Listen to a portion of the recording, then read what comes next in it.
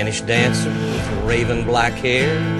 What a pity she was dying and she required so much care. Tuberculosis was wasting her, taking her life. Death would capture her Halloween night. Our man on guitar is Key West author Ben Harrison, who's written a book about Florida's weirdest love story. Boom! Hi, Ben. Hey, Ben. How are you? You look like you could use a few backup singers. Sure.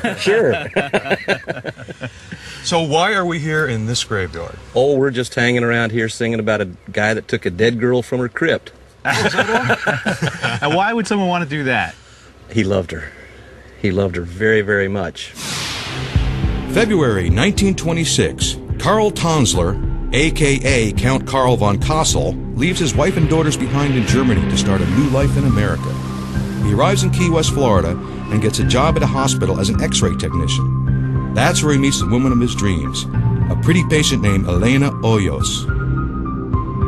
Elena is quite beautiful and quite a bit younger, less than half the age of the 50-year-old Count. And she's dying of tuberculosis, which in the 1920s is the second most common cause of death in America.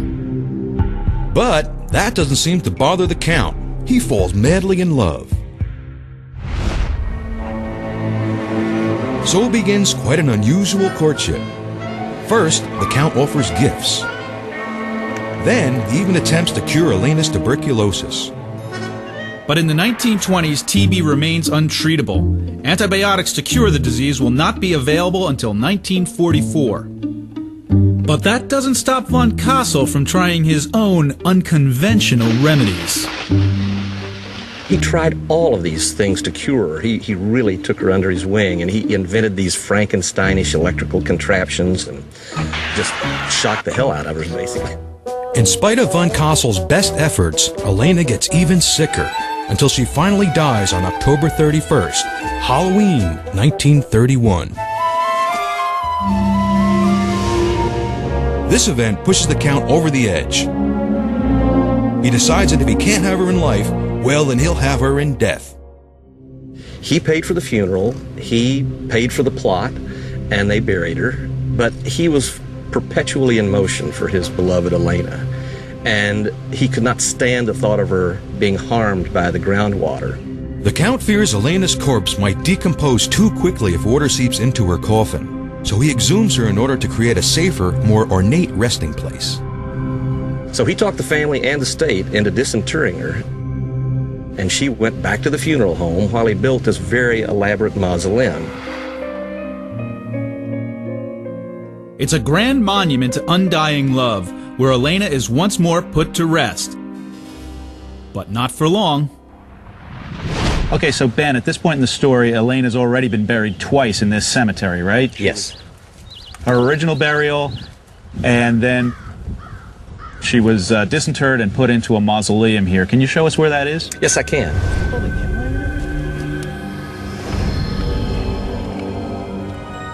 This is the place. This is where it all happened, huh, Ben? Yes, it is. But this isn't the original mausoleum, is it? No, it's not. What are some of the things that Count Von Cosel used to do here in the graveyard with Elena?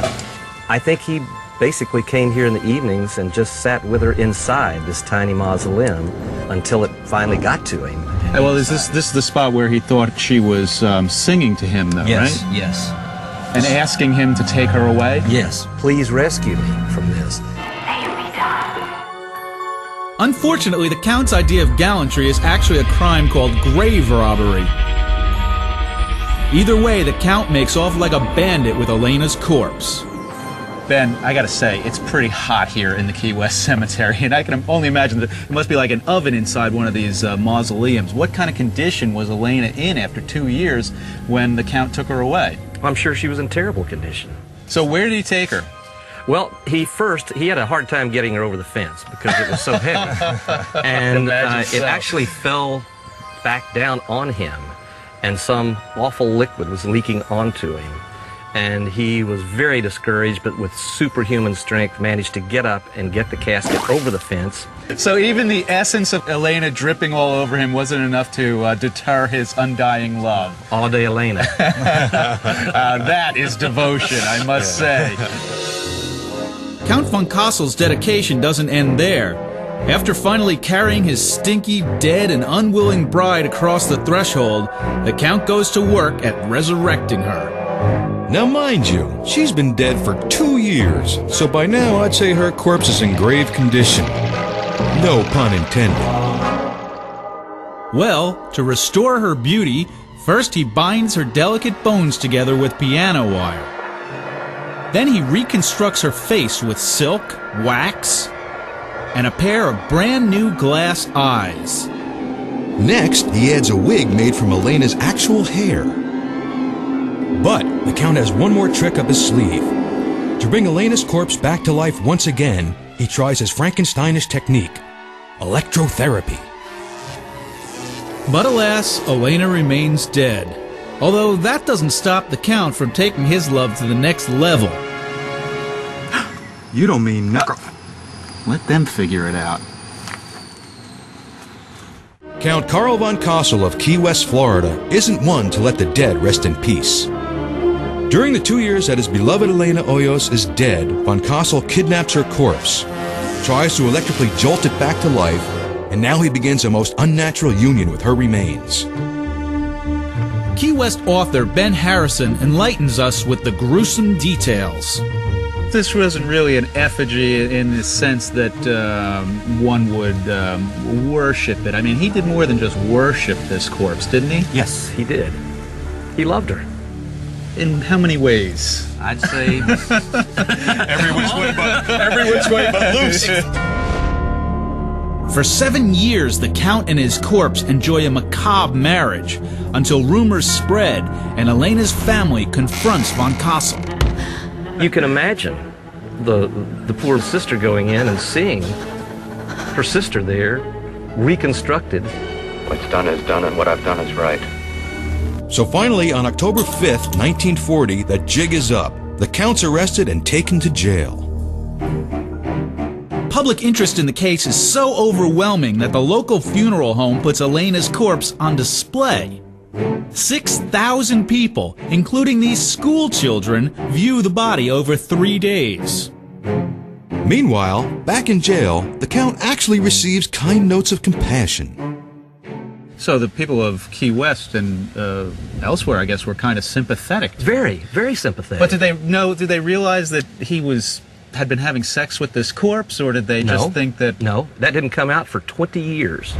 The reason nobody knew for 20 years is the Count's, behavior was so unspeakable that the medical examiner decided to keep it unspoken.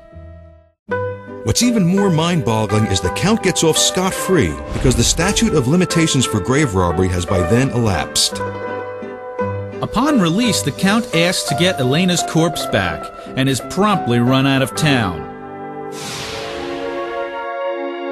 He settles elsewhere in Florida, but isn't content to spend time with the living. So, he does what he'd already done so well. He reconstructs Elena, this time out of plaster and wax. And then he even invites tourists to take a horrifying look. But unfortunately, this effigy isn't real enough to heal the Count's broken heart.